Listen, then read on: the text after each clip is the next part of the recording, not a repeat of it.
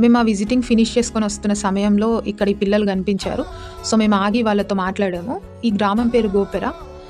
ఇదే చుట్టుపక్కల ఉన్న గ్రామాలకి గ్రామ పంచాయతీ. వీళ్ళకు స్కూల్ బిల్డింగ్ శాంక్షన్ అయ్యిందంట గానీ ఇంకా కూడా స్కూల్ కట్టడం విషయంలో ఎటువంటి మూమెంట్ లేదు. సో ఇది వీళ్ళ స్కూల్ బోర్డ్. ఇదే వీళ్ళ స్కూల్.